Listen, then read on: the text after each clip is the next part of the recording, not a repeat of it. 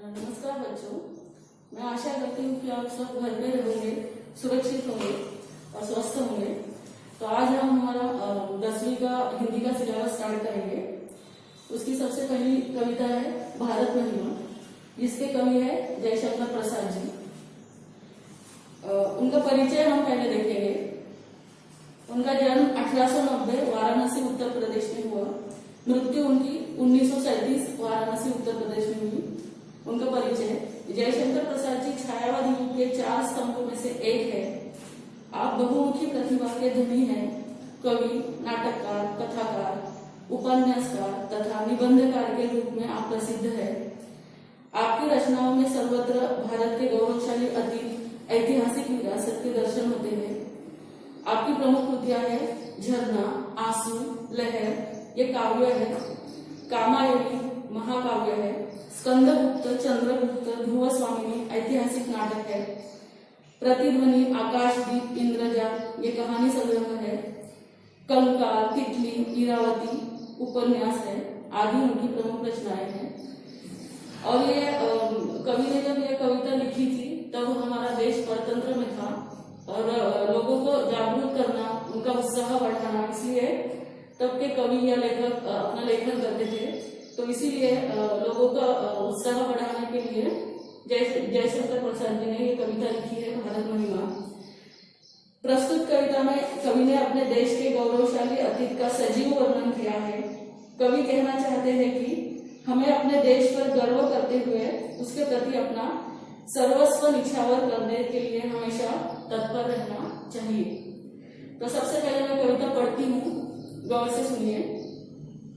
भारत महिमा। हिमालय के आंगन में उसे किरणों का दे उपहार, उषा ने बस अभिनंदन किया और पहनाया हिरकहार। जगे हम लगे जगाने विश्व, लोक में फैला फिर आलोक।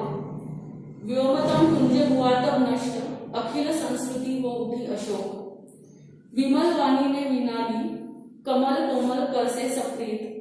सप्तस्वर सप्त सिंधु में उठे, छिड़ा तब मधुर साम संगीत। विजय केवल लोहे की नहीं, धर्म की रही धरा पर धूम। भिक्षु होकर रहते सम्राट, दया दिखलाते घर घर घूम। गोरे को दिया दया का दान, चीन को मिली धर्म की दृष्टि। मिला था स्वर्ण भूमि को रत्न, शील की सिंहल को भी सृष्टि। किसी का हमने छीना नहीं, प्रकृति का रहा पालना यही। हमारी जन्मभूमि थी यही, कहीं से हम आए थे नहीं। चरित थे पूत, भुजा में शक्ति, नम्रता रही सदा संपन्न।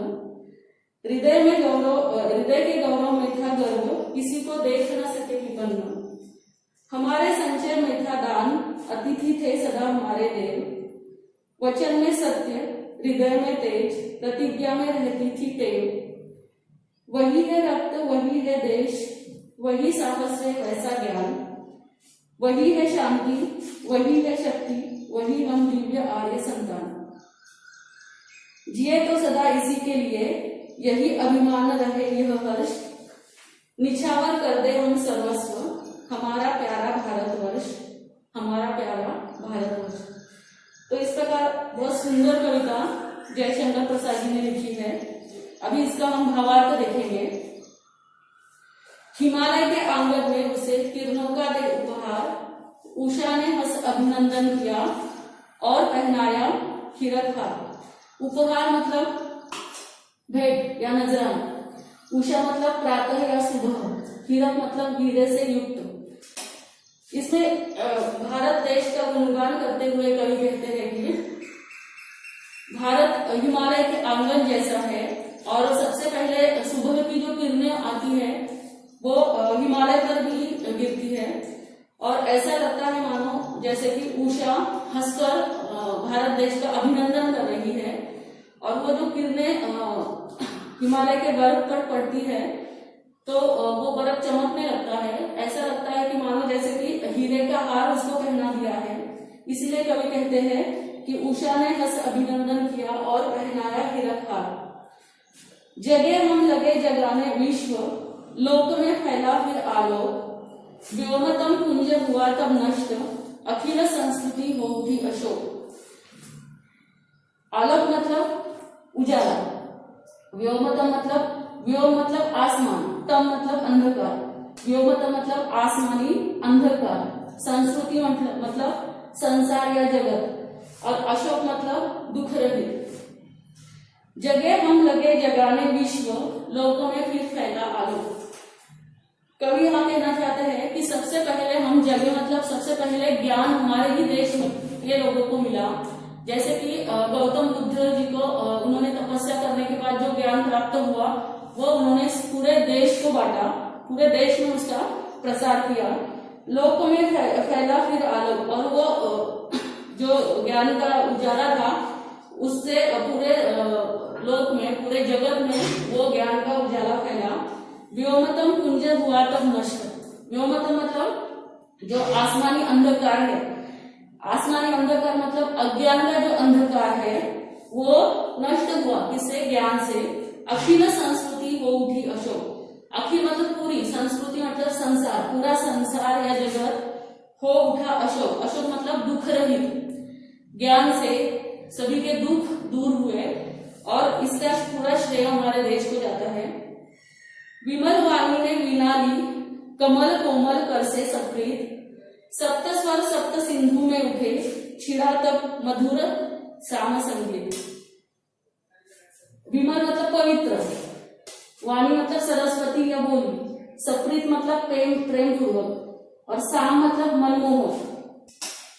विमल वाणी ने वीणा ली, कमल कोमल कर से सप्रीत।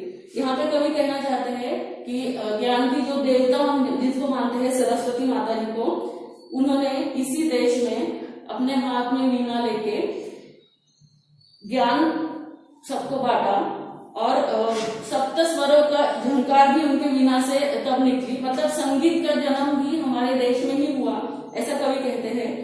छिड़ा तब मधुर साम संगीत। सामवेद का जो भी संगीत है वो हमारे ही देश में सरस्वती माता जी ने पहले दिया, और फिर हमने वो पूरा संगीत पूरे देश को बांटा, ऐसे कवि कहते हैं। विजय केवल लोहे की नहीं, धर्म की रही धरा पर धूम। भिक्षु होकर रहते सम्राट, दया दिखलाते घर घर घूम। लोहा लेना मतलब युद्ध करना।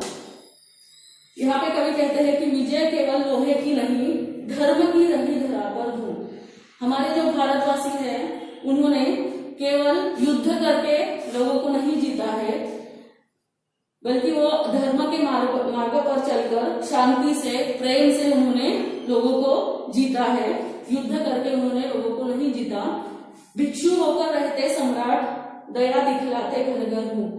और हमारे देश में बहुत सारी बड़ी महान विभूतियां होके गई है, जैसे कि गौतम बुद्ध है, भगवान महावीर है, सम्राट अशोक है। इन सब ने अपना बड़ा साम्राज्य, वैभव सब छोड़ के वो भिक्षु बने, सिर्फ लोगों के लिए, उनको ज्ञान देने के लिए, और दया दिखलाते घर घर घूम। और ये दया, ये ज्ञान उन्होंने घर घर घूम के लोगों को बांटा और उनके दुख दूर किए। गोरी को दिया दया का दान, चीन को मिली धर्म की दृष्टि। मिला था स्वर्ण भूमि को रत्न, शील की सिंहल को भी सृष्टि। यहाँ पे कवि कहते हैं कि हमारे देश के लोग इतने दयावान हैं कि हमने किसी को अगर युद्ध में भी पराजित किया है, उनको भी हमने क्षमा का दान दिया है। जैसे कि महाराणा प्रताप जी ने मोहम्मद गोरी का उनको पराजित किया और उनको भी उन्होंने क्षमा कर दी, उनको भी दया का दान उन्होंने दिया। चीन को मिली धर्म की दृष्टि, और चीन को जो धर्म प्राप्त हुआ है, बौद्ध धर्म, वो भी हमारी ही वजह से प्राप्त हुआ है। मिला था स्वर्ण भूमि को रत्न, शील सिंहल को भी सृष्टि। श्रीलंका और स्वर्ण भूमि जिसको बर्मा या जावा, ये जो कंट्रीज है, इनको भी जो भी धर्म प्राप्त हुआ है वो हमारी ही वजह से है।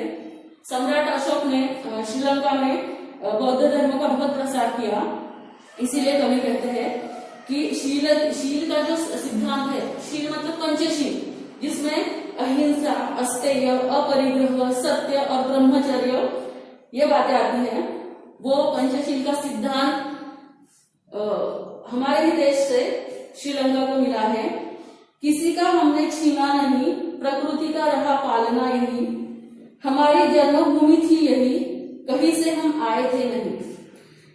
कवि यहाँ पे कहना चाहते हैं कि किसी का हमने कुछ भी नहीं छीना, मतलब हमने खुद से कोई भी देश पर आक्रमण नहीं किया, स्वार्थ के लिए किसी को भी हमने दुख नहीं दिया, प्रकृति का रहा पालना यही। और हमारे लिए जो भारतवर्ष है प्रकृति से भरा पड़ा है, प्रकृति हमारे देश में निसर्ग का सौंदर्य बहुत सारा है।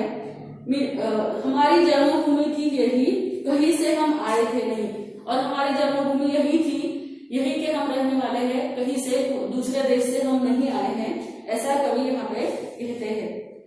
चरित थे पूत, भुजा में शक्ति, नम्रता रही सदा संपन्न, हृदय के गौरव में था गर्व, किसी को देख न सके विपन्न। विपन्न मतलब गरीब या निर्धन। चरित थे पूत, चरित्रवान हमारे देश के जो भी पुत्र है, जो भी लोग हैं वो चरित्रवान थे। भुजा में शक्ति, और शक्तिशाली भी हमेशा रहे हैं पहले से। नम्रता रही सदा संपन्न, और सबसे महत्वपूर्ण गुण हमारे देश के लोगों का है नम्रता, दूसरों की रिस्पेक्ट करना, दूसरों के बातें मतलब सुन के लेना, उसको नम्रता बोलते हैं। नम्रता रही सदा संपन्न, हृदय के गौरव में था गर्व, किसी को देख न सके विपन्न। और हमारे हृदय में हमारे भारत भूमि के लिए हमेशा गर्व रहा है, और किसी को भी हम विपन्न, गरीब या निर्धन नहीं देख सकते। हम सबकी मदद करते हैं। अगर हमारे पास ज्यादा धन है तो हम दूसरों की हेल्प करते हैं, किसी भी बात में किसी को भी हेल्प लगे या मदद लगे तो हम करते हैं, ऐसा कवि कहते हैं। हमारे संचय में था दान, अतिथि थे सदा हमारे देव, वचन में सत्य, हृदय में तेज, प्रतिज्ञा में रहती थी टेव। कवि यहाँ पे कहते हैं कि हमने संचय जरूर किया है, किसका संचय, धन संपत्ति जो भी है, लेकिन वो हमारे स्वार्थ के लिए नहीं किया है, वो दूसरों गरीबों की मदद करने के लिए हम करते हैं। और हमारे भारत में जितने भी धर्म है, जितना भी जाति है, उसमें ऐसा ही सबको बोला जाता है कि जितना आपके पास धन है उतना वो हमें दूसरों को मदद के लिए इस्तेमाल करना चाहिए। अतिथि थे सदा हमारे देव, और हमारे भारत देश की सबसे बड़ी विशेषता यह है कि हम अतिथि को देव मानते हैं, अतिथि देवो भव ऐसा हम बोलते हैं। इसीलिए हमें हर बात हम अतिथि की पूरी करते हैं, उनका आदर सत्कार बहुत अच्छे से करते हैं। वचन में सत्य, हृदय में तेज, प्रतिज्ञा में रहती थी टेव। और हमारे देश के लोग हमेशा सत्य वचनी हैं, सत्य बोलते हैं, उनके हृदय में हमेशा तेज रहता है, और प्रतिज्ञा में रहती थी टेव। और जो भी वो प्रतिज्ञा लेते हैं वो हमेशा वो पूरी करते थे, वो आदत उनकी हमेशा अच्छी है कि हम जो भी प्रतिज्ञा लेते हैं वो हम पूरी करते ही है। वही है रक्त, वही है देश, वही साहस है वैसा ज्ञान, वही है शांति, वही है शक्ति, वही हम दिव्य आर्य संतान। और हमारे देश के जो पूर्वज है आर्य, उनकी ही हम संतान है, ऐसा कवि कहते हैं। उनका ही रक्त हम में है, वही देश में हम रहते हैं, उनके जैसा ही ज्ञान हमारे पास है, उनके जैसा ही साहस हमारे पास है, वो जैसे शांतिपूर्ण तरीके से रहे वही शांति हम आज भी बनाए रखे हैं हमारे देश में। उनकी तरह ही शक्ति हम में है, और उन्हीं की हम संतान है, ऐसा कवि कहते हैं। जिए तो सदा इसी के लिए, यही अभिमान रहे यह वर्ष, निछावर कर दे हम सर्वस्व, हमारा प्यारा भारतवर्ष। अभिमान मतलब नाज होना, हर्ष मतलब आनंद। तो कवि यहाँ पे कहते हैं कि जिए तो सदा इसी के लिए, यही अभिमान रहे यह हर्ष। और हमारे देश ने हमें इतनी सारी बातें अच्छी दी है, हम हमारे भारत भूमि की वजह से ही हम है, तो इसीलिए कवि कहते हैं कि जिए तो सदा इसी के लिए, हमें हमेशा हमारी भारत भूमि के लिए ही जीना है, देश प्रेम हमारे मन में हमेशा होना चाहिए। यही अभिमान रहे यह हर्ष, निछावर कर दे हम सर्वस्व, निछावर करना मतलब सर्वस्व अर्पण करना, तन मन धन अर्पण करना, हमारा प्यारा भारतवर्ष। और हमें निछावर करना है सब कुछ हमारे देश के लिए। मैंने पहले ही आपको कहा था कि यह कविता उन्होंने तब लिखी है जब अंग्रेजों का शासन हमारे देश में था, और लोगों को जागरूक करना बहुत आवश्यक था। मतलब लोगों को सब कुछ सर्वस्व अर्पण करने के लिए प्रोत्साहित करना ये तब के जो भी लेखक थे, कवि थे, उनका उद्देश्य था। तो इसीलिए कवि ने यहाँ पे भी कहा है कि हमें भारत भूमि पर नाज होना चाहिए, गर्व होना चाहिए, अभिमान होना चाहिए और सब कुछ हमें अपनी भारत भूमि के लिए अर्पण करना चाहिए। और यही सीख हमें इस कविता से मिलती है कि हमारा भारत देश हमारे लिए सबसे महत्वपूर्ण है और उसके लिए हमें सब कुछ अपना अर्पण करना है, तन मन धन उस पर अर्पण करना है और जैसा बन सके वैसे हमारे भारत देश के लिए हमें भारत देश की सेवा हमें करनी है। तो इस प्रकार की कविता थी। धन्यवाद।